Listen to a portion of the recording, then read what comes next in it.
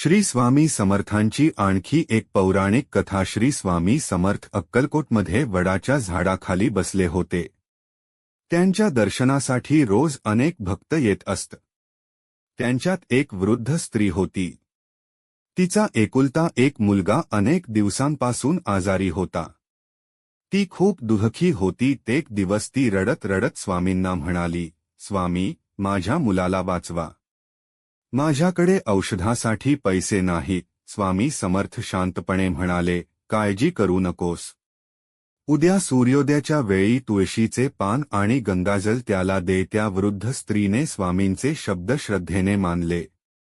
दुसऱ्या दिवशी तिने तसेच केले. काही दिवसांत तिचा मुलगा बरा होऊ लागला. गावातील लोक आश्चर्यचकित झाले.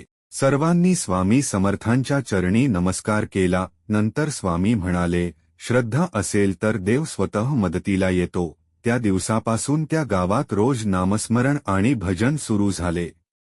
लोक एकमेकांना मदत करू लागले आणि गावात आनंदाचे वातावरण निर्माण झाले.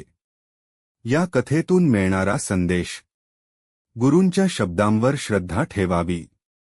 संकटाच्या वेळी धैर्य सोडू नये. भक्ती आणि नामस्मरण मनाला शांतता देते. दुसऱ्यांना मदत करणे हेच खरे पुण्य आहे. जय जय रघुवीर समर्थ.